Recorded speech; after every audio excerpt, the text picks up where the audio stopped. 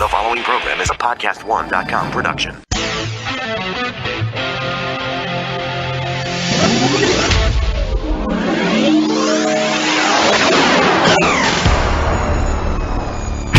Your healthy radio addiction starts now. Power to the people! The Laura Ingraham Show.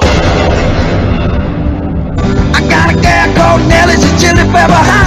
She know how to roll a killer, she know how to rock. I'm rocking my life away. Welcome to the Laura Ingraham Show, your healthy radio addiction. I'm Paul Viollis, CEO of Viollis Group International and host of the podcast, The Security Brief. And I have the distinct pleasure of sitting in for my good friend Laura Ingraham today. Hope everybody's doing well today. I know I am. Remember, you can always get Laura on Twitter, actually, at Ingraham Angle. You can hit me up on Facebook and Instagram at Paul Viollis, as I know a lot of you guys have been doing, which is great. I am going to respond to a lot of the messages I received since Tuesday, and I'll be doing that during the in between some of our breaks. Please make sure you write this number down because I definitely want to talk today. 855-405-2872. 855-40-LAURA. That's the number how you get a hold of us. A couple of things that I'd love for you guys to weigh in on today. Number one, and I think this is Mark Cuban, who just can't seem to stay away from, well, whatever. Mark Cuban says that he wouldn't buy an NFL team, like I believe that. But Mark Cuban says he wouldn't buy an NFL team because of its declining value. I think this is a very interesting statement, regardless of the fact that it's coming from Cuban. My question to all of you, and remember, 855-405-2872, is the NFL losing value? Does Paul have an opinion on that? Without question. And I will voice that, but more importantly, what's your opinion? Is the NFL losing value? Second thing that I've noticed today, a lot of terror alerts going on, right? A lot of terror alerts going around for New Year's Eve. Ladies and gentlemen, we do not need to stay in the house and hunker down. If you want to go out, go out. I'm going to give you some excellent tips today about when we hear the phrase, when you see something, say something, what that actually means. What does something mean? I'm going to lay that out for you, give you some really good tips to make sure you stay safe and have a wonderful New Year. But it begs the question, because there's a lot of misinformation in the media, and I know that's hard to believe, but stay with me on that. There's a lot of misinformation with respect to the security of our nation. A lot of polarization and partisanship going on in the media about what is actually true. So my question to you is, what is our most dangerous border? And I learn a lot from you guys every time I do this show, so I really am interested in your opinions. What is our most dangerous border? Is it the north border by Canada, or is it the south? Would really love your opinion on that. And last but not least, I got this message sent in just the last minute here, and I understand that there are a couple of professors out of San Diego State, shock, that claim that farmers markets. Now, I don't know about you. I grew up in Long Island. Hopefully, my brother Ed's listening, Louise. You guys know, as kids, we used to go to, farmers market. Farmers markets now are cultivating racism. Yes, you heard that. Farmers markets cultivate racism. This is what I'm told. Now, I'm going to touch on this a little bit before our first break, but I would love your opinion on that. And I say that, wholeheartedly, not at all sarcastically. I really want your opinion on that. Do farmers markets cultivate racism? That should make for an interesting conversation. And again, remember, 855-405-2872 or 855-40-LAURA. Our lineup today, outstanding, if I say so myself, even though thank you to Michael, who's the associate producer of the show, did a great job putting people together. We've got a really, really important show today as we start to close out 17, because today what we're going to do, ladies and gentlemen, is we're going to really focus on things that I truly believe, and God willing I'm right, but what I truly believe are things that keep you up at night. And I want to lay out there some solution sets, so we just don't kind of hang out there with that, like this dangling participle where we just don't finish the sentence. I want to provide some solution sets. In the first hour, we're going to be talking to a gentleman, former government intelligence analyst, and he's going to share with us a solution to something that right now is plaguing American business, and I'm talking about ransomware. North Korea, in its infinite wisdom, profusely denies any type of connection, if you will, to the wannabe ransomware matter that spread like wildfire during the course of earlier this year. They vehemently deny it. Obviously, we're going to talk a little bit about that, as we go forward in the show. But what's really fascinating is this gentleman that I'm going to introduce you to is going, and I don't want to steal his thunder, but he's going to share with you a solution that's going to be implemented in 2018 that can actually mitigate that risk. Yes. And I'm excited to bring that here to you on Laura's show. We're going to share that. Matter of fact, he's going to be coming up right after this next break. So stay with me on that. Then we're going, in the second part of this hour, we're going to be talking about youth violence. And a brief segment, but I felt compelled, ladies and gentlemen, to throw this out there because I saw this case where these kids in Ohio were dropping sandbags. Now, for any of you that live in Florida and are accustomed to having to put sandbags around your house when hurricanes come, these things aren't light. So can you imagine, and I'm not a math major, and those of you that know me know that I failed math most of the time, when you drop a sandbag and you're dropping it at a good 300 feet, can you imagine the damage that would do to a car? We're not talking about a snowball here, and I'm not approving that. I'm just saying it's a sandbag. Now, there's a lot of controversy swelling over the fact that the courts in Ohio have decided to charge these three kids as adults with murder. Would like your opinion on that, too. I'd love to see somebody weigh in on that. I'm going to tell you mine. Charge them with murder. That's my opinion, but I welcome yours. The second hour, we're going to be joined, again, tackling something that I really believe is sitting on the minds of everybody today, which is healthcare. I don't know about you, but and God knows, I mean, I stayed up, Ed, like I was telling you, I stayed up last night. I was reading this stuff, and I'd like to think that I'm a fairly intelligent guy. I mean, not overly, but fairly intelligent. And this is difficult stuff to read. So I'm thinking, what do the American people really know about what's going to happen with healthcare in 2018?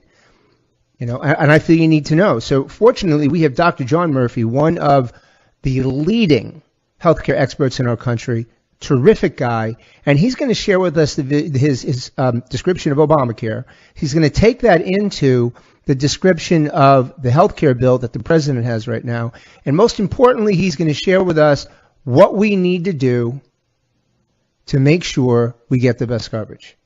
I think that's really important. We're also going to be talking about the House Intelligence Committee issuing subpoena for McCain Associate over the Christopher Steele British spy case. I'm looking forward to that. And we're going to finish up with the top 8 financial resolutions of 2018. Otherwise, how do you keep more money in your pocket? We'll have different things sprinkled in throughout the course of the show. Most importantly, I'm definitely looking forward to hearing from you. So 855-405-2872. I'm Paul Viollis. I'll be sitting in for Laura this morning. Please give us a call. Stay with me. We'll be right back. Thanks to my wonderful sponsors and your support, I'm glad to say that we can provide this podcast at no cost to you at all. As a loyal listener of my program, please consider testing our sponsors because they're the ones who actually cover the cost to produce this daily show. So if you're a dog lover like I am, how about giving your dog, your best friend, a fresh, healthy, and nutritious diet? When dogs eat well, they live longer and happier lives. I'm here to tell you about NomNomNow.com, which cooks the world's best dog food. It's made fresh in the USA and delivered right to your door every week. Nom Nom Now's customized recipes cook fresh in our kitchen, delivering healthy nutrition you can actually see. Switch to Nom Nom Now and your dog will have more energy, a shinier, softer coat, and a longer, better life. Nom Nom Now really is the best food for your best friend. And right now you can save 50% on your first 2 orders of fresh, healthy dog food when you use my code Laura at NomNomNow.com. That's code Laura and save 50% on your first 2 orders. NomNom now.com and code word LAURA.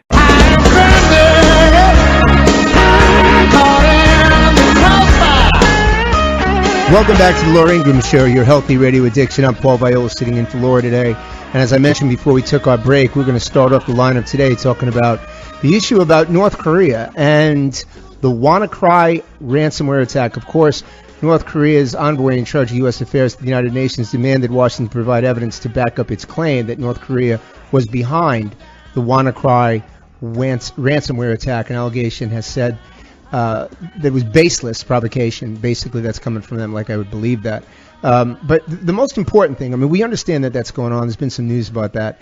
The most important thing is that This isn't necessarily going to be as crippling as we thought as we move into 2018. And the reason for that is because there's a group that actually has developed a piece of software. I don't know that it's the only one out there, but this is the one that I became aware of, and have done some research into it, and it was extremely excited for the fact that, we don't have to be handcuffed on this ransomware thing, because God knows we're spending a ton of money on it. Corporations have been crippled over it, and it appears that there's a solution that at least, we need to examine. I'm talking about a gentleman by the name of Brett Wilmotte. Brett, a former United States Department of Justice intelligence analyst, is also a director of IT and the Intel business unit at Enterprise Ventures Corporation. Brett, thanks so much for joining. Thank you for having me, Paul. Oh, absolutely. Brett, listen, I want to get right into this. I know time is very valuable on your side. Now, you are the product manager for Aegis, which is the Advanced Guard for Information Security. Now, from what I understand, that's a cross-domain solution that provides a secure bidirectional file transfer of high-risk, commonly used files between security domains. So for everybody that just heard me that sat back in their chair and said, what does that mean? What does that mean, Brett? And then second part about this is, please explain to us the significance of this particular product and service as it relates to mitigating the ransomware epidemic that we're experiencing. Yeah, absolutely, Paul. And for those who are unfamiliar with cross-domain solutions, or CDSs, as they're commonly known, it is a means of information assurance that provides the ability to manually or automatically access or transfer information between two or more networks that have differing security controls or classifications. And really the goal of a cross-domain solution is to allow an isolated critical network to exchange information with others without introducing the security threat that normally comes from network connectivity. Now, Paul, in the past, we would accomplish this activity by physically moving media such as, if you go way back, magnetic tape or floppy disk or compact disks, or more commonly now, USB drives from one computer to another. And we would, it would be informally known as transferring the files via sneakernet, because you would literally have to hand carry the media to one person who would then inspect the material to make sure it was what it said it was, and made sure it was safe, and then place it on the other network. As you know, military intelligence and law enforcement operations critically depend on the timely sharing of information. And what a cross-domain solution does, a CDS does, is it helps enable and facilitate that exchange across the security domains. And as you can imagine, this technology could be very applicable and helpful in other domains such as banking, healthcare, or higher education. Sure. Now, let's for the sake of our audience, when we talk about ransomware, yep. If you can, Brett, educate all of us. Why is that such a prolific attack against corporations? Why has it been so effective? Sure. So what ends up happening is you get a nefarious object such as malware or a virus that infects a user's computer or an organization's computer, and in the case of ransomware, it essentially hijacks that system or machine or and machine basically holds it hostage. Collection of it does for X amount of money, or nowadays they're using Bitcoin or electronic currency for the ransom. Okay, so now, just to crystallize this, once it comes into the organization's enterprise, their network, their server, however we want to describe it, it then goes horizontal. It goes throughout the organization, which basically takes all of their data and encrypts it, or in essence puts a box around it with a padlock, and said, you simply can't get into your system until because you have that level of encryption on it until you give me X, and then we'll let you back in. So that's ransomware. Is that correct? It's crude, but okay. Absolutely. Okay, and that's crude, but that's about the level of my intellect with that. So now let's take a look at Aegis. So now let's describe this. So the malicious code now is, whether it comes from initiated from spear phishing, whatever, malicious code comes into the system. What does Aegis do to it? Well, one thing, it will stop it before it gets into the system. It will stop it before respect to Aegis. Okay. Correct. So it sits in between the two networks. So it protects your network. It sits inside your firewall, protects your network in terms of taking a look, inspecting the files that enter your network. So with respect to Aegis, we leverage filtering technologies to mitigate risk and neutralize these bad agents, such as viruses and malware. So it does two types of inspection, right? So it takes a look at the file itself to make sure that the file is what it says it is, and it also does a deep content inspection in terms of what is contained in that file to make sure that there's no data seepage or data loss being in play. So with Aegis in particular, it is bidirectional, meaning it guards from incoming nefarious objects, as well as it protects an organization on the inside from that data loss. So that if you have sensitive information, you can set up a filtering policy which ends up blocking the release of important files or sensitive information that you don't want to make public. Okay, so the key part of this solution, and for everybody to understand this, and we'll just recap real quickly before we take a break, is, Brett, if I'm understanding this correctly, what your company has actually in place now with this system is, once this malware, once this virus, whatever you want to call it, this malicious code begins to kind of make its way into a company's enterprise server system, whatever, Aegis will actually stop it in its tracks before it gets to the point of locking down a system. It will stop it before actually entering an organization's enterprise. I got to tell you something. You know what, Brett? That to me is good news coming into 2018, and for everybody listening right now, especially those have their own businesses or are affiliated, with companies at an executive level. This is good news for us because, and I'll go out on a limb. Yeah, North Korea, I'm sure that you're behind it. You're good. I'm sure you're behind it. You're probably not the only one. But now, there's a new sheriff in town, Enterprise Ventures Corporation. That's pretty exciting news, Brett. I want to thank you very much for taking the time to join. Great information. Wish you guys all the best. We're going to be taking a quick break. When we come back, we're going to be talking about that incident in Ohio, which I definitely want your opinion on. So stay with me. It's Paul Viollis sitting in for Laura Ingraham. We'll be right back. Now you Saturday night women, you love to hate and clown. Won't do nothing but tear a good man reputation down. Welcome back to the Laura Ingraham Show, your healthy radio addiction. I'm Paul Viollis, host of the podcast, The Security Brief, and I'm sitting in for Laura today. And as I mentioned before we took a break, one of the things that I wanted to cover today is a very disturbing story. And I think there's a much bigger tone than that. We've got an expert that's coming in with us in a second. Authorities in Toledo, Ohio have charged 4 boys with murder after a sandbag they allegedly dropped from an interstate overpass killed a passenger in a car. Authorities say that 3 14-year-olds and a 13-year-old threw sandbags and other objects onto the southbound lanes of Interstate 75. 22-year-old Warren, a 22-year-old, name was Marquis Bird, died in this incident. With me now to discuss this is retired Detective Lieutenant from Bergen County, New Jersey Prosecutor's Office, Andrew Donofrio, also a specialist in youth violence and school violence, amongst other things. Drew, thanks so much for taking the time to join. Paul, good to talk to you. Thank you. All right. Drew, let's dive right into this, okay?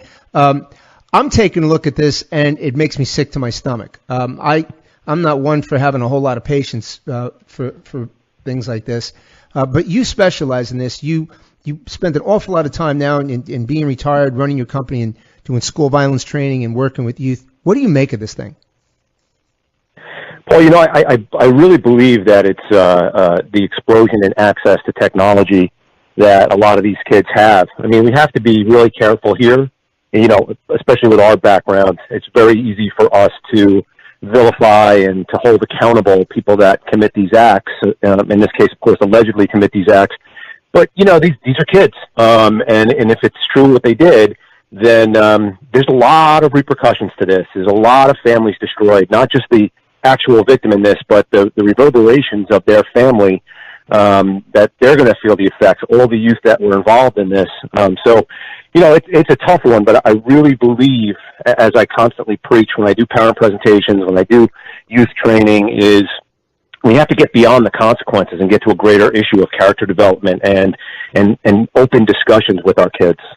What starts something like this? I mean, I never worked juvenile. I know you have a lot of experience, well, in a lot of things, specifically that as well. I don't.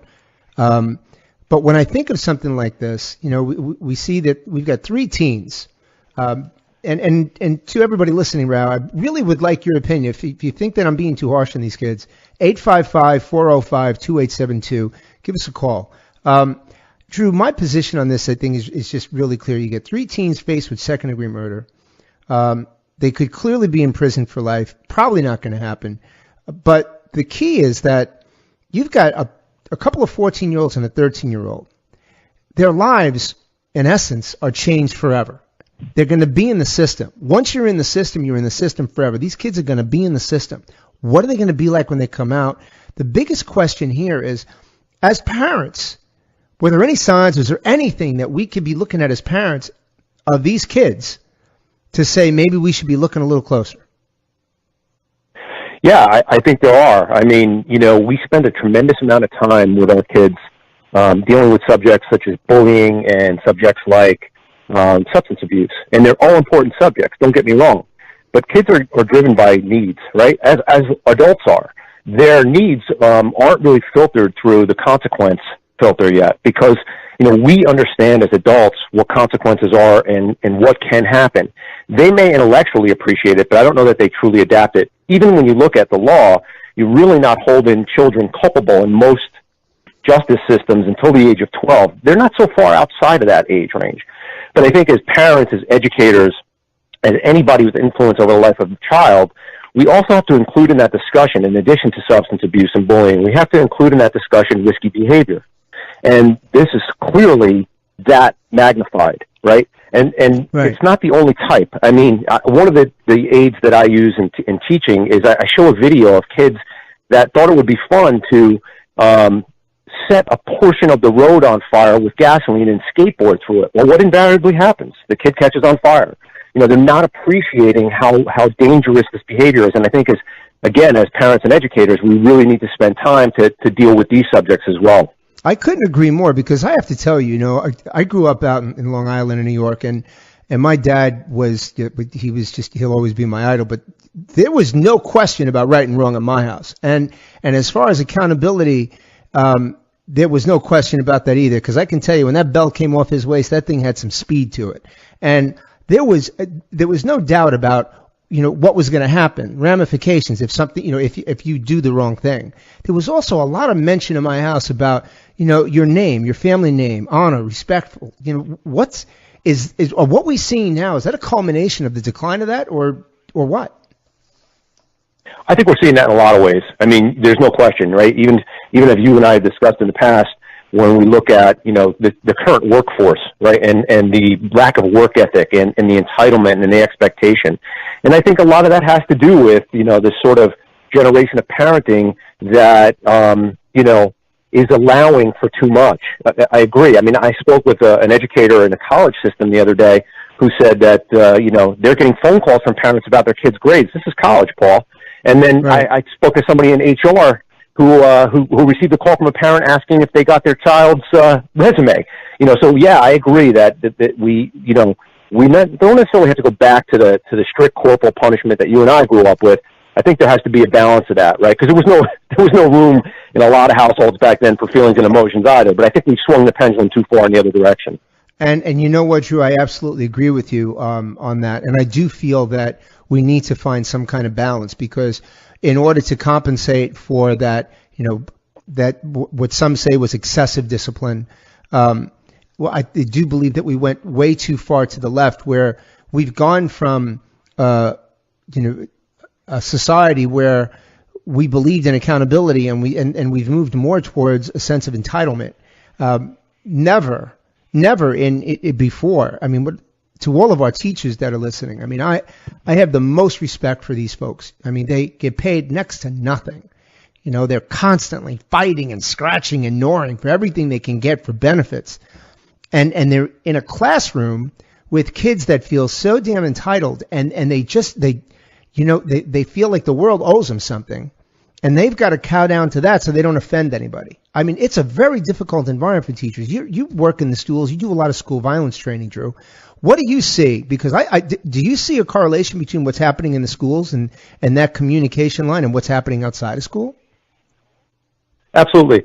And I deal with this topic all the time. It's funny, Paul, that teachers are not afraid to have the hard conversation, but it seems that parents are. So when you talk about striking that balance, I think what's pivotally important to understand is that, yes, you can appreciate and understand the emotions that your child has and talk to them about that if they're feeling anxious.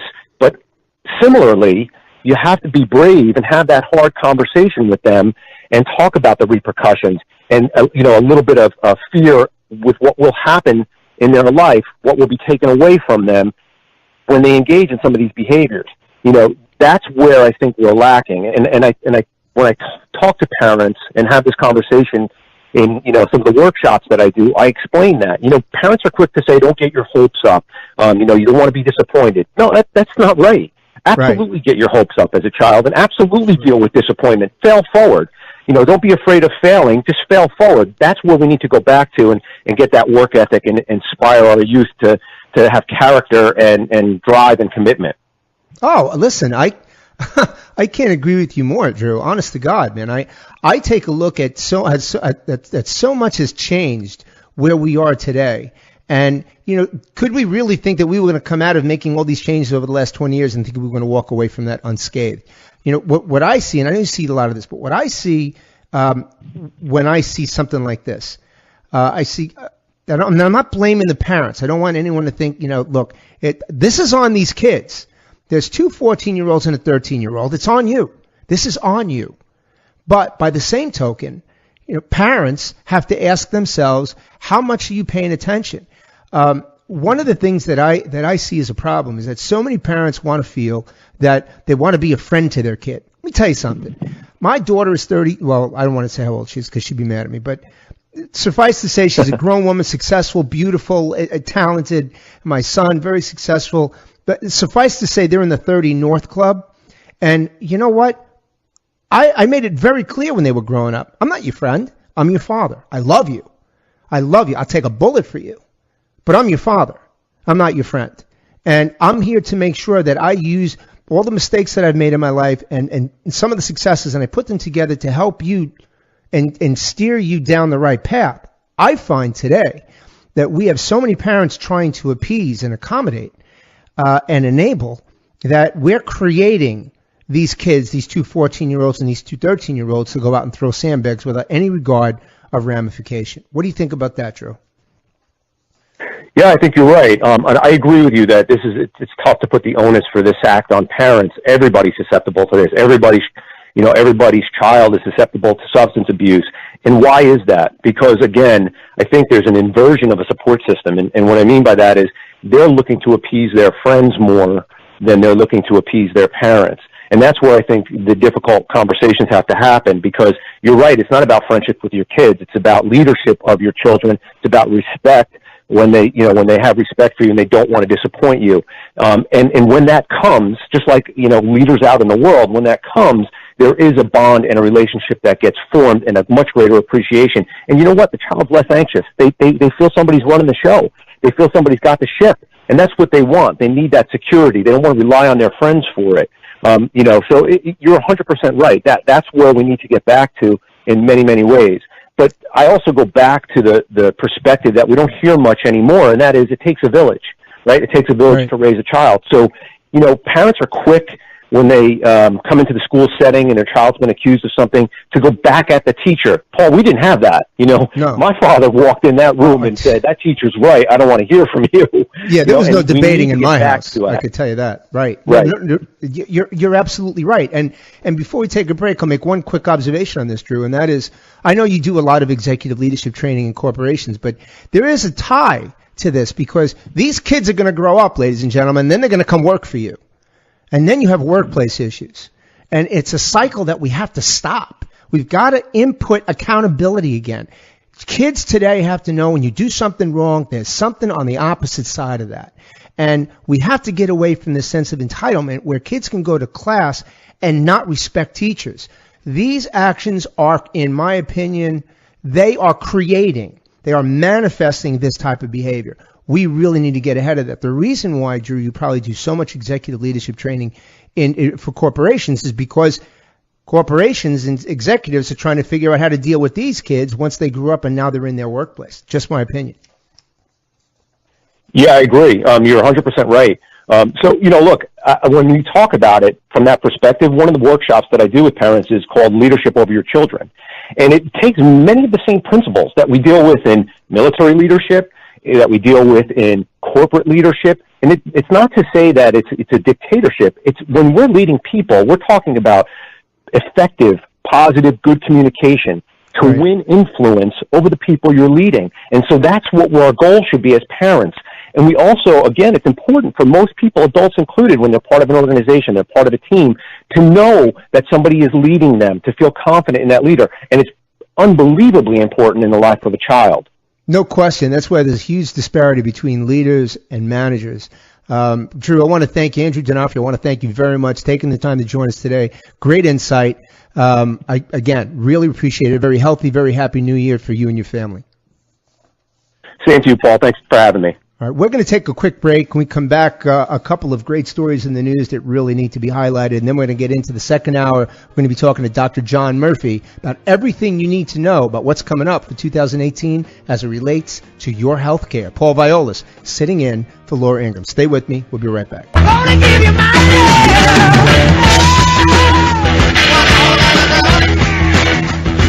Welcome back to the Laura Ingraham Show, your healthy radio addiction. I'm Paul Viollis, host of the podcast, The Security Brief, and I'm sitting in for Laura today. Remember, you can always get Laura on Twitter at Ingraham Angle, or me on Facebook or Instagram at Paul Viollis. Please give us a call today, 855-405-2872 or 855-40-LAURA.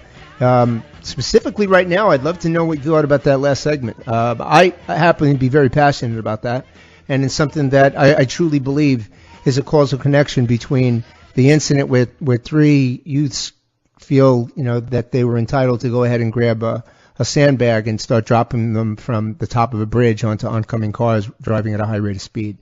I really think there's a lot more behind that, as you heard. So, again, would love your opinion on that.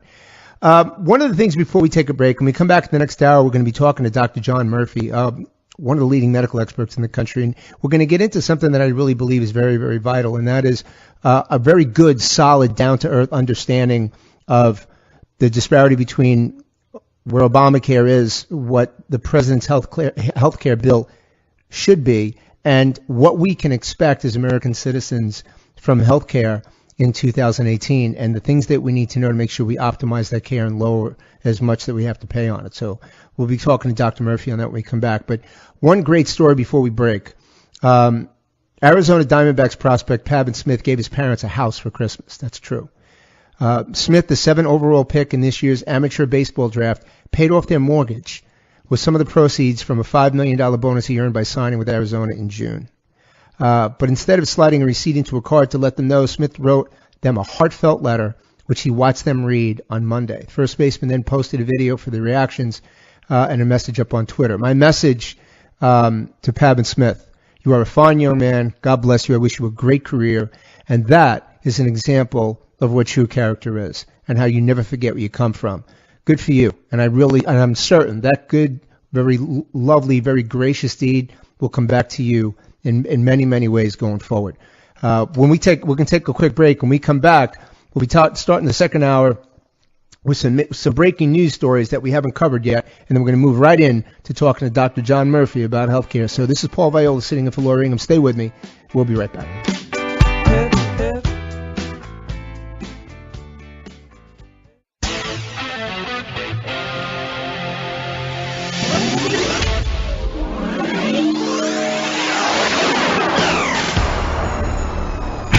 Your Healthy Radio Addiction starts now. Power to the people! The Laura Ingraham Show. You shake my nerves and you rattle my brain. Too much love drives a man insane. You broke my will, what a thrill. Goodness gracious, great balls of fire. Welcome back to the Laura Ingraham Show, your healthy radio addiction. I'm Paul Viollis, having the pleasure of sitting in for Laura today. And remember, you can always get us at 855-405-2872 or 855-40-LAURA. Remember, on Twitter, Ingram Angle for Laura, Facebook and Instagram for me at Paul Viollis. And we've got some callers. First, I want to apologize to Stella from California. Stella, I'm sorry that I kept you on hold so long. Please forgive me, and I hope if you have time you can call back, because I would love to speak with you. Jan in Nevada, who is she's a hero to me because she's a teacher. Jan, thanks for calling. Thank you for having me. I Yes, just ma'am. wanted to say that the school system today encourages irresponsibility among students. Our hands are tied in affecting a direct consequence for students' actions. We're being directed to befriend and understand and be so empathetic to a child's surroundings or circumstances that we don't have time to teach. We spend more time disciplining instead of educating. There was, in the Congressional Record 1963, 45 communist goals to bring down America. And in that, two of the things is education and religion, and our children are being taught to disavow any of their parents' value systems and develop a new value system. And that new value system is reflected through the media, television, Hollywood, all these talk programs where bad behavior is rewarded with time on the air so that they get their little 2 seconds of fame. This is what the kids go for, even in the classroom. I'm sorry. And Jan, I've got to tell you this. First of all, I agree with every single thing you're saying, and not just out of respect, but out of complete and 100% sincerity. You know what? I don't color outside the lines here. I am a huge fan of every teacher. I'll tell you, you are the backbone of this country, and there is no question about that. The first teacher I had was my mom. God rest her soul. Before I could go out and play. Before I hit 7th grade, my mom had me reading the classics. Now, this is way back when, but it was what was instilled in kids at that time. It was the very basics. It was a matter of respect and honor and integrity. When you went to school, you sat down and you shut up. And if you spoke out of turn, the teacher ruled, and that worked for us. When we stopped respecting you, Jan, when we stopped respecting your colleagues across the country, when we stopped making what your opinion came first, when we stopped that and we allowed kids and we enabled kids to have a greater voice than teachers, we started the decline in this country, and we just simply can't let it continue like that. What do you think? Correct. I think you're absolutely right. And not only that, when we went to school, I know I was taught that God is always watching. So even if another human being doesn't see you, he does. So if you don't, so that was a fear, but a reverent fear of God, not a torturous fear. So this kept us, even when we wanted to do the wrong thing, it was like a check. Wait a minute, he's going to see me. Well, he's going to see me. Exactly, but but that's foundation. It's like who's the most revered person in your household when you grew up? Maybe it was a grandmother, and then my mother. My father was a quintessential New York tough guy, but he would always tell you that house belonged to my mother. And as a teacher, my hand to God. And now I would tell you something else. As a teacher, you'd appreciate this. When I was growing up, when we'd go to parent-teachers night, I was the parent-teachers night, for some reason in the Viollis household, meant that I had to go with my father. And my father would walk around with business cards. And he'd walk into you and he'd say, Miss Jan, hi, my name's Mike Viollis. That's my card. Anything you need to tell me, please call me. And he gets out of line, you let me know. And that was it. We shopped from, and that was it. You were the boss. But you know why that works? When we let teachers educate and parents take the responsibility that they're not, and they instill the discipline and respect at home, then we let you do your thing, Jan, and that's what we have to get back to. But we have to be careful, because one of your callers talked about it takes a village. That's what we have now running the show, the village idiots. I'm sorry. No, keep going. I'm with you. They all have different values. Right. The village that I grew up with, the people had the same values. They wanted to see the child do right. They went to church. Right. They looked out for your child. Today, Absolutely. you have the village teaching your child things that you would not teach your child, that you don't want your child to know. Absolutely. For the sake of they need to know. So yes, it takes a village, but it takes your village. It takes leadership at home. Look, my mother and father, when they said this white was white and black is black and yellow is yellow and green is green, whatever they said worked, and what didn't. There's no negotiation. Didn't sound like there was a whole lot in your house either. But yet, you grew up to be an exceptional person. When we took God out of the equation, what did we think was going to happen? Did we think we were coming out unscathed? I mean, seriously. And, you talk about talk shows. Credit where credit is due. All right, Jan? Credit where credit is due. Laura Ingraham, to me, is one of the most important people in media in America. And the reason why is not just because she's brilliant beyond comparison and humble, but because she has the internal fortitude and the resolve to make sure she creates a show where you and I can have this conversation. Because let's face it, Jan, this conversation doesn't take place on many shows. No, it doesn't. It doesn't. And I was not trying to paint that whole picture, but the majority of the programs out there, and it's not so much when I'm talking about the TV talk shows. I know. I sit and I watch them because I see the kids who are a product. When we glorify having children out of wedlock, what do we expect? Well, that's exactly right. COVID and your other kinds of programs. I don't want to give them any, I don't want to give any, acknowledgement to them, but these are some of the dysfunctional shows that are on that children watch, young people watch, and no one is talking to them about what they're watching. Exactly. No one is talking to them about the consequences. They think it's entertainment because their brains are young. They don't know. They really don't. They're children, even in these humongous bodies that they may have. They're still children. They may talk a lot of nonsense. They're still children, and it's our responsibility as adults to train them, not teach them. Parents are to train them. Like a train, you have the engine, the cars are hooked up to the engine, and the cars go where the engine goes.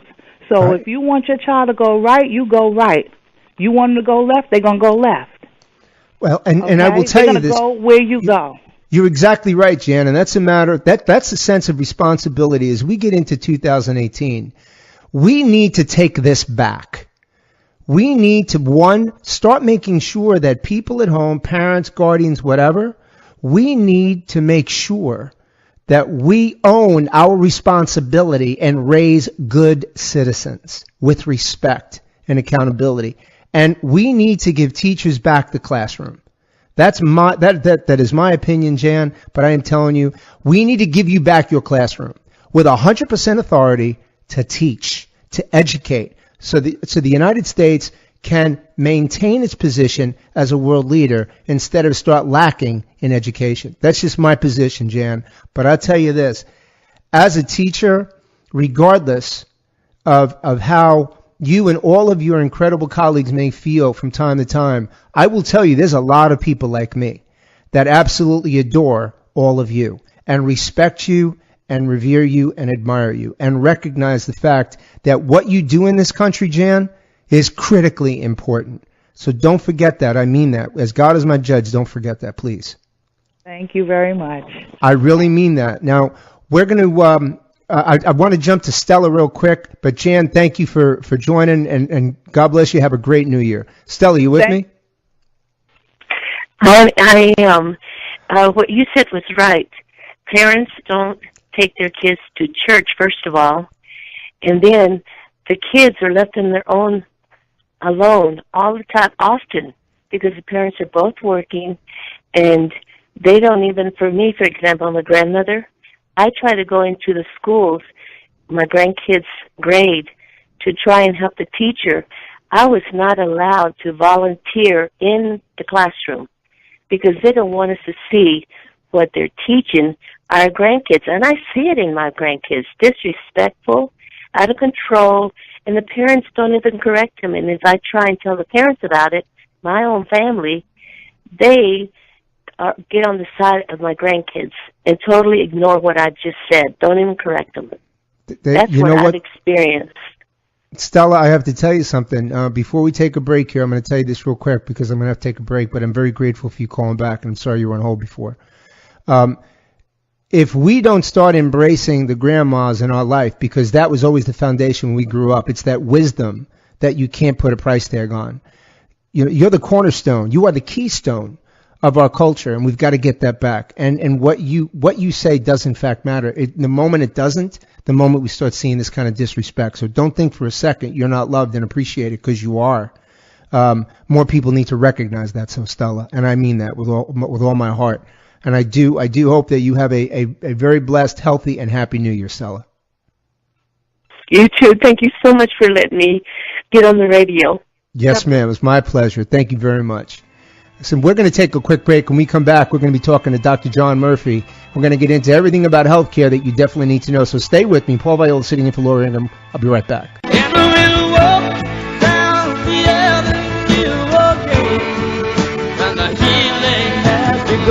Welcome back to the Laura Ingraham Show, your healthy radio addiction. I'm Paul Viollis, CEO of Viollis Group International, and I am sitting in for my good friend Laura Ingraham. And before we get going, a brief thank you to both Stella and Jan for their great comments. And coming back to you, Jan, real quickly, and I mean what I say, and I hope all of our teachers know that there are a lot of us out here that truly admire and respect you. Regardless how you may be treated, please know that you are an integral part of the success and the very fiber in the culture of this country. As we move forward in our conversation, I've been promising so far, I've got a very distinguished guest that's going to join us this morning to educate us on a variety of issues as it relates to healthcare. And, when I mentioned earlier, as we were building the show out today, one of the things that was kind of resonating with me was, what are the things that are really keeping us up at night as we kind of creep into 2018? And I know that one of the things that we talk about a lot, all of us, no matter where we are, family, friends, at work, whatever, water cooler kind of conversations, is healthcare.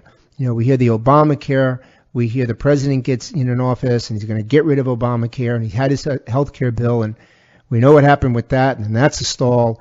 And now we've got the resurgence. POTUS is telling us that, that there's going to be a across the aisle handshake, and the new healthcare bill is going to move forward. Well, that's great. And if you're as smart as our next guest, then you probably already knew that, and I'm sure that so many of you are. I'm not. And, one of the things that I really felt that we needed to discuss today is the issue of health care in the United States. So, that's why I felt compelled. I reached out to a buddy of mine who you actually heard on the show the other day, Spencer Holden, and he was kind enough to introduce me to a colleague. His name is Dr. John Murphy. Dr. Murphy is a neurologist, is also the president and CEO of the Danbury Health Systems in Connecticut. He is a brilliant guy because, as a neurologist, that speaks for itself, but to be able to make that transformation as an entrepreneur, being listed among the best doctors in America. He serves on numerous boards, including the VHA of New England, Regional Policy Board of the American Hospital Association. He's someone that's well respected throughout the entire country, and could not be more pleased, more honored, more privileged to have Dr. Murphy with us today. So, Doc, thanks for joining. Thank you, Paul. Thanks for the invitation. Absolutely. Doctor, let's just jump into this, okay? My first question to you is, and I kind of like to benchmark this for a second.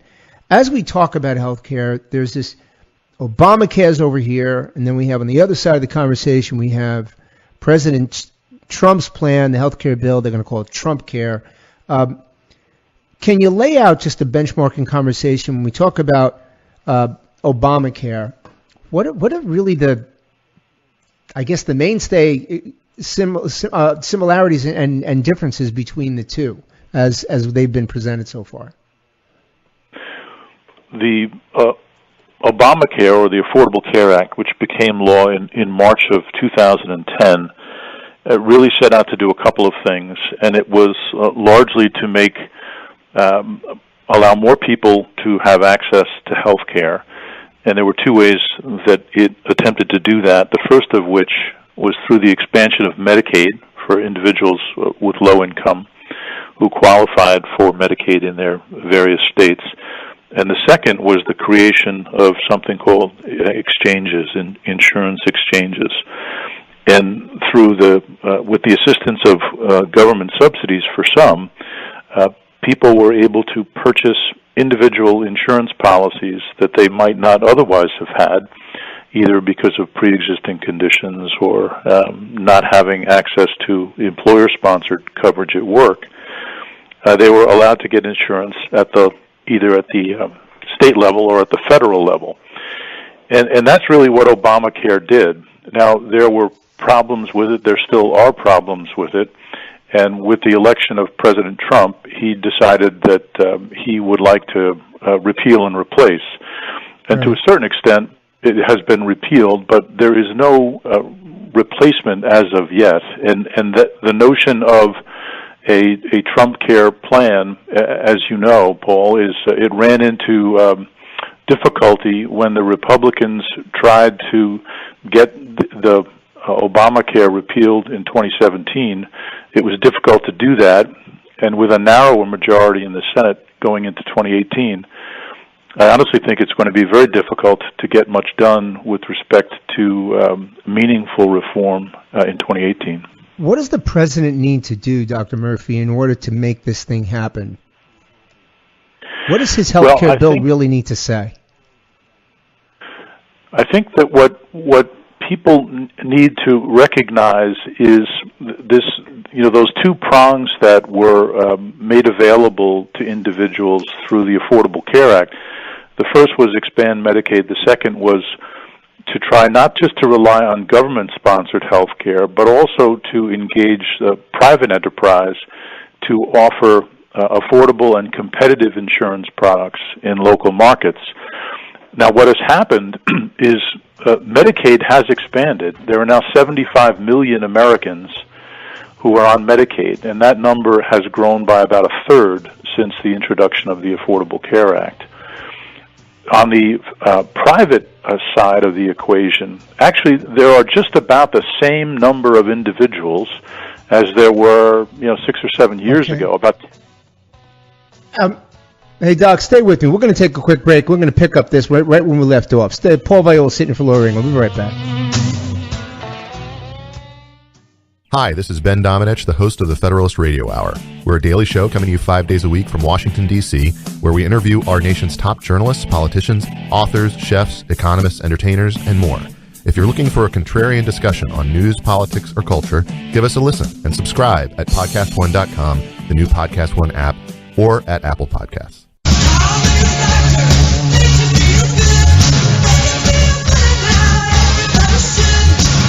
Welcome back to the Laura Ingraham Show, your healthy radio addiction. I'm Paul Viollis, sitting in for Laura today. Remember, you can always get Laura on Twitter at Ingraham Angle. You can always hit me up on Facebook or Instagram at Paul Viollis. Our number here today is 855-405-2872 or 855-40-LAURA. Still with me is Dr. John Murphy, President and CEO of the Danbury Health Systems. Dr. Murphy, I want to pick up where we left off. You gave us some really good benchmarking information with respect to comparing and contrasting Obamacare and what President Trump's plan was at least looking to do. for this next segment, I'd really like to do now, let's leave our listeners with information that they really need to know in 2018. And then my first question to you is, what can Americans expect from healthcare in 2018? Well, it's a big question, Paul, and I would say that if you look at the tea leaves and see, who's starting to get interested in healthcare, I think it's likely that some of the really big players, some of the top 10 biggest companies in America are actually looking, I think, to disrupt healthcare. And by that I mean, CVS has announced its intention to buy Aetna. United Health has announced that it's buying DaVita Medical Group for $5 billion, which owns 300 different medical clinics. And then you have Amazon buying Whole Foods. And what I don't think a lot of people realize is that Amazon has now obtained a dozen wholesale pharmacy licenses in different states. So I think they clearly have an intention. And even Apple's CEO Tim Cook recently said that he believed that the future of his company, or a big part of the future of his company, was healthcare. So I think that you're going to have these very well-diversified companies, very well-capitalized companies that have figured out how to please customers and how to make customer experiences with their industries frictionless. In healthcare, we haven't really done that. It is still an industry where you got to come to the hospital, you got to come to the doctor's office, and it isn't nearly as pleasant an experience as some of these other industries have figured out. And I think that's what's going to change, is there will be continued pressure from the arrival of some of these very well-capitalized disruptors to say, hey, listen, we can do what you do better. And I think that more care will be delivered in more convenient locations, whether that's in some of these minute clinics or, in fact, on your smartphone through virtual visits or telehealth. So just to clarify for a second, you're saying more care will be delivered, but not necessarily better care. That's correct. I think that what still needs to happen is, I don't think there's anything as important as a patient or an individual or a customer having a relationship with a physician, because people can get sick very quickly, and when you need someone, it's good to have someone. But for some of these low acuity visits, whether it's a cold or a sore throat or a urinary tract infection, I think that's some of the business that some of these retailers want to go after, is how can we make access to care much more convenient and reduce the wait. So I think that for some of the low acuity illnesses, we'll probably see more care delivered outside the hospitals. So you're thinking then, John, if I'm understanding you correctly, what our listeners should be looking for in 2018 is there'll be more access to health care for the type of illnesses or minor level illnesses that you're talking about. Is that correct? That's right. Okay. Yes, but now, I don't think that they should replace doctors with just smartphone apps. Yeah, I'm completely against that. Now, I'll tell you, I have 3 words which I've got to get around to getting my lawyer to do this. I got to trademark it, but cheap is expensive. You don't want to roll the dice with healthcare. And that's one of the reasons why I'm so grateful you were able to come on, because our listeners really want to know, as we get into this, all right, so is Obamacare around or is it not? Does the president have a healthcare plan or does he not? Where is that headed? And what does that mean to us? I mean, that's what's sitting on the minds of everyone right now, John. Right? That's what's really bothering people. Yeah. Well, how do they select the best health care? The Obamacare or the Affordable Care Act is still in place in 18, and what happens in 19? The individual mandate, where the government basically said if you don't have health care, you're going to have to pay a fine. That goes away in 19. So I think that will change the Affordable Care Act, and people are going to have to be sure that they find coverage that they like and they can afford. And I would say, Paul, a couple of things as people look to figuring out what kind of insurance they need. I do really think it's important to have a primary care physician as basically your healthcare quarterback, and that's where you start and figure out, what or who you'd like to have as your primary care physician and what insurances he or she takes. And then I think you got to look at the network of hospitals and providers in that plan to be sure that it's convenient if you do get sick. As you say, you can't go to a retail clinic if you need your appendix out. And then lastly, if you have a chronic illness, and I think this is probably true for a fair number of your listeners, you do have to pay attention to what drugs are covered, because pharmacy costs are now the fastest rising costs in healthcare.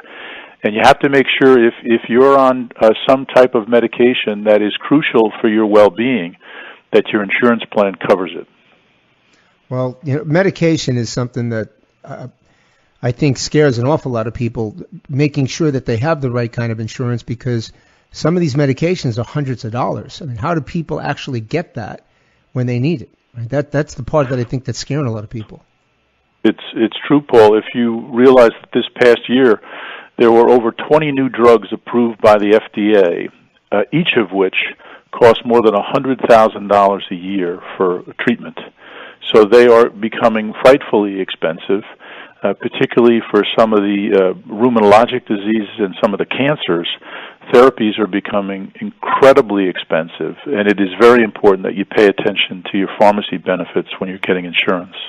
Oh, absolutely. And this kind of goes back to a conversation we had the other day about insurance, and this is another reason why getting a good advisor is important, because that advisor can, and regardless of how much money you have, you got to understand, everybody listening, a good insurance advisor can get you where you need to go with health insurance, all your insurance, and it doesn't cost you anything. Get a good advisor, get the right kind of insurance.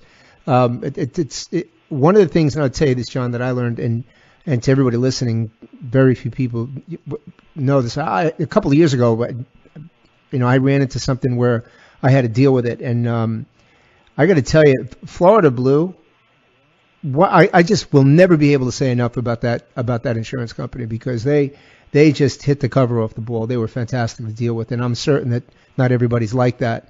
But as we kind of go in there, we understand. We go into 2018. We understand that Obamacare is still in there. We understand the president is now going to try to move forward with something, which, okay, that's great. My last question to you, John, before we close, is going to take a little bit, so we got a couple minutes here to finish this. But if President Trump called you and said, Dr. Murphy, really, I want you to come. I want your opinion on what does this new health care bill need to say to benefit the American people, what would you tell him? Well, I would say this. You need to understand that Medicaid is what is really growing. There are a lot of low-income people who need access to insurance, and the states and the federal government split the cost of Medicaid. I think, Paul, that the states and the federal government need to recognize that instead of simply passively paying for health care, they have to change their mindset and actively purchase it.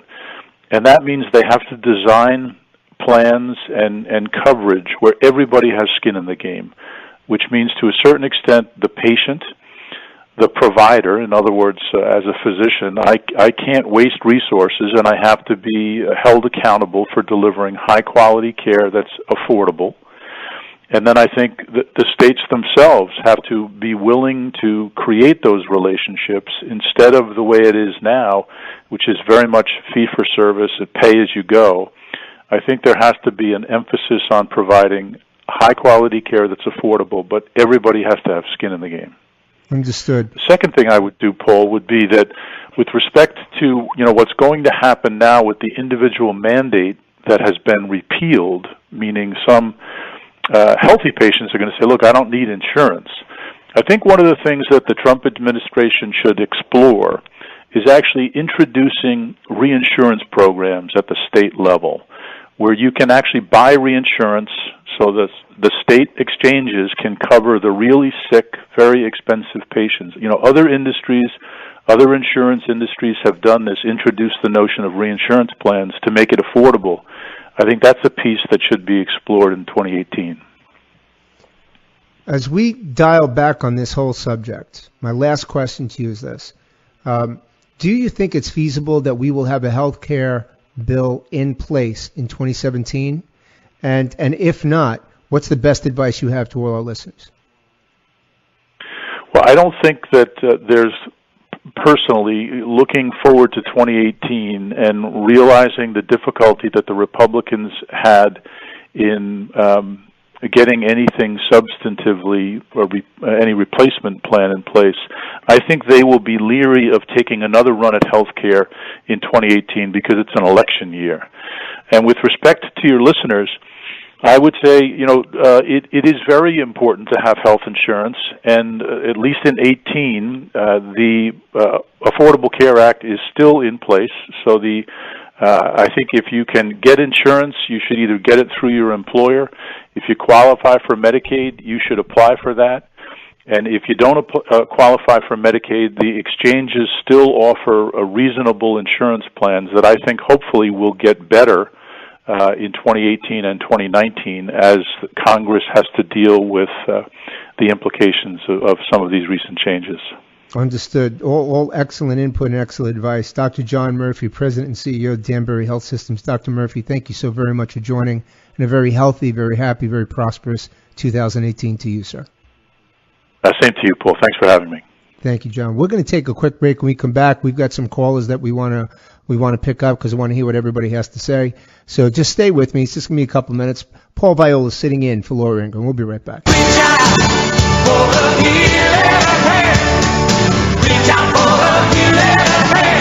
Welcome back to the Laura Ingraham Show, your healthy radio addiction. I'm Paul Viollis, host of the podcast The Security Brief and CEO of Viollis Group International. I've been sitting in for Laura today. Remember, you can always get Laura on Twitter at Ingram Angle. You can call us at 855-405-2872 or 855-40-LAURA. We've got some calls that I want to go to before we take our next break and come into the third hour. I want to start with Leonard from Arizona. Leonard, are you still with me? Yes, sir. How you doing, Paul? Outstanding, sir. Leonard, first of all, thank you very much for holding. I'm sorry you're on hold so long. No sweat. Yeah, I just wanted to let your listeners know an experience that I had with these insurance companies. They got this new thing out called a short-term health care policy. And basically it goes year to year, and they renew it every year to year. And I figured it was in case you had something happen, then they could just deny you the next year. But anyway, I had this policy for 3 or 4 years. Very reasonable. It was about $400 a month. Went to the doctor, got my physicals, blood work every year, that kind of thing. They paid my, the co-pays and stuff like that, and everything was fine. I had this policy for about 4 years, went into the hospital with a liver infection. Then after I got out of the hospital, they started underwriting the loan, the insurance policy, calling me, asking me all kinds of questions. Mm-hmm. But there's a question on this policy, number 6. Have you ever had test results out of the realm of normal? And it lists everything from an eyelash to a hemorrhoid. Now, my insurance agent filled out this policy and answered the question, no. Well, even while I had that policy, while I was getting my yearly physicals, one of my test results on triglycerides was above 4% over normal, or 4 points over normal. Normal's 150, so mine was 154. Okay. And right. Because of that reason, they said I either lied or omitted incorrectly, canceled my insurance, gave me back my premium, and stuck me with a $70,000 bill. Oh, my God. Interrupted me. I don't even know what to say to that. But I don't even know what to say to that. Honestly, God, Leonard, I mean, I am in no way an insurance expert. I can tell you that right now. That's why I use the folks that I do. I am in no way an insurance expert. I've been really fortunate with the advice that I've gotten that, the company that I use, that's just a horrible, horrible situation. I'm so sorry to hear that. Now, has your insurance broker been able to shop this for you or no? Well, yeah, I mean, I had this policy for years, but now I guess since I've been shopping, this is about 1.5 years ago or 2 years ago that I've been dealing with this. Now, everybody that I talk to, like when I tell them what happened, they immediately know. So I think these insurance agents know this stuff, but I got the policy because it was like $400 a month. The co-pays were reasonable. It was like $4,000. And it was a reasonable policy, but it's just a scam. I mean, they're just taking money. Ironically, I don't know, like I said, I don't want to say the name of the company because I don't want to get anybody in trouble, but the stock of this major healthcare company went from $30 a share to $190 a share in a 3-year time frame under Obamacare. Well, Leonard, this is the kind of stuff that really. Go ahead. Leonard, let me tell you, not to cut you off, we're going to take a break, but I want to finish this thought here before we do, and the other callers, I'm going to come to you right after this break. Let me tell you something. My experience, I don't know anything about insurance, and I had made plenty of mistakes along the way, especially coming out of government and going into the private sector and having to pay for my own and get my own and start a company and all that stuff. I will tell you one thing I learned. Not all insurance brokers are created equal. I finally found one, and you know what? You got to stick with them. And out of all the people I spoke to, there are good ones out there. They really are. Feel free to hit me up on my website. Shoot me an email. I'll talk to you offline about that. All right? But okay, I mean it. Sounds good. Leonard, please do, and I will send you that information offline. I want to take up time on Laura's show on that, but I will do. I promise you I'll do that. We're going to take a quick break. When we come back, I've got a couple of callers that definitely want to get to, and we've got a great third hour coming up. So stay with me. This is Paul Viollis sitting in for Laura Ingraham. We'll be right back. Thanks for listening to the Laura Ingraham Show podcast. Download new episodes every week at podcastone.com. That's podcastone.com.